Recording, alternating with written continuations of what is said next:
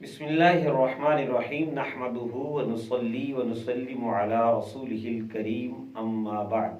अल्लाह तबारक व तआला ने सूरह तौबा की आयत नंबर 34 और 35 में इरशाद फरमाया, वल्लदीन यकनिज़ून अज़्ज़हब वल फिद्दता, और वो लोग जो सोना और चांदी जमा करते हैं, वला युनफिकूनहा फी सबीलिल्लाहि, और उसको अल्लाह की राह में खर्च नहीं करते, यानी उससे ज़कात नहीं देते, फ़बश्शिरहुम बिअज़ाबिन अलीम, तो उन्हें दर्दनाक अज़ाब की खुशखबरी सुना दो। यौम युहमा अलैहा फी नारी जहन्नम, क़यामत के दिन वो सोना चांदी जहन्नम की आग में तपाया जाएगा।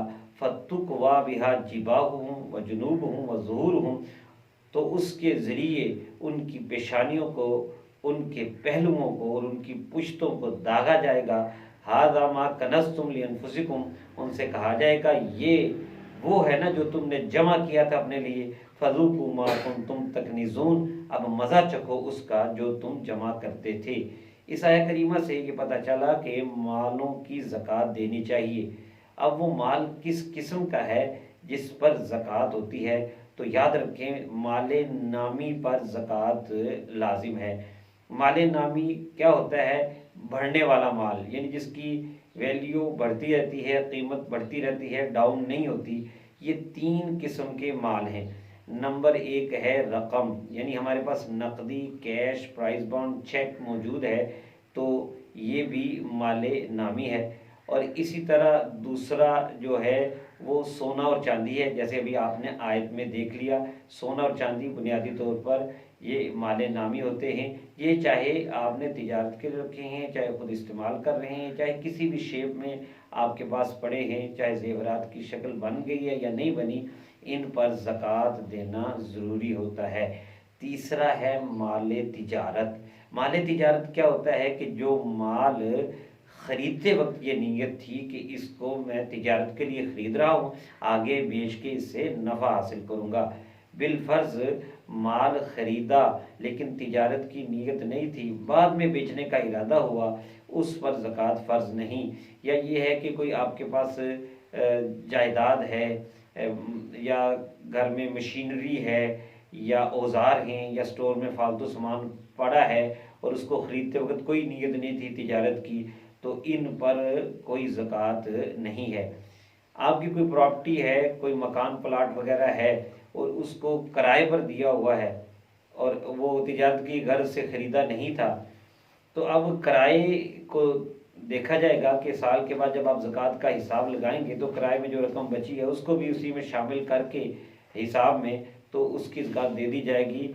जायदाद की ज़कात जो है वो नहीं होगी, क्योंकि वो माले तिजारत नहीं है। इसी तरह कोई चीज़ ख़रीदी तो नहीं थी, वैसे ही सोचा था कि उसको तिजारत के लिए इस्तेमाल करूँगा, तो उस पर भी ज़कात जो है वो फ़र्ज़ नहीं होती। मसलन एक जानवर ख़रीद लिया वैसे ही, फिर बाद में सोचा कि इस जानवर के जो बच्चे होंगे उनको मैं बेचूँगा, तो अब इस पर ज़कात जो है वो फ़र्ज़ नहीं होगी।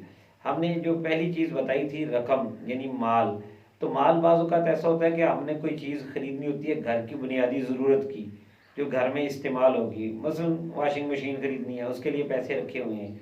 अब वो जो रकम रखी है उसको रखे हुए साल गुज़र गया और अभी तक कोई चीज़ आपने नहीं ख़रीदी, तो फिर आपको उसकी जो है वो ज़कात देना होगी। लेकिन साल होने से पहले, साल मुकम्मल होने से पहले वो चीज़ ख़रीद ली तो फिर उस रकम की ज़कात जो है वो नहीं देना होगी।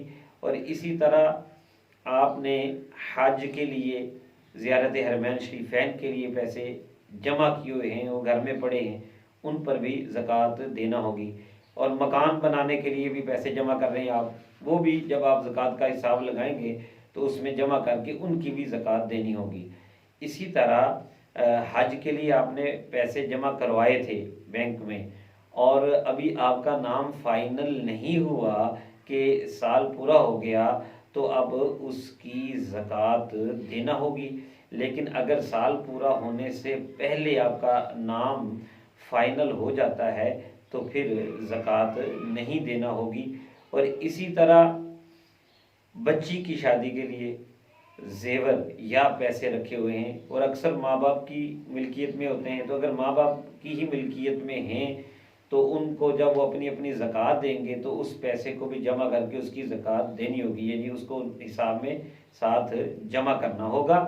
ہاں، اگر نابالغ بچی کی ملکیت میں دے دیے ہیں تو بچی جب تک نابالغ ہے اس سونے چاندی یا رقم کی زکوٰۃ جو ہے وہ فرض نہیں ہوگی، اور وہ بالغ ہوگی تو پھر اس کی زکوٰۃ فرض ہوگی۔ اسی طرح ایک اور مسئلہ ہے کہ اگر آپ نے رقم گروی کے لیے دی ہوئی ہے، سونا چاندی گروی کے لیے دیا ہوا ہے، گروی میں سونا چاندی کسی کے پاس رکھا ہے، تو اس گروی رکھے گئے سونا چاندی پر نہ رکھنے والے پر زکوٰۃ فرض ہے اور نہ جس نے رکھوایا ہے اس پر زکوٰۃ فرض ہے۔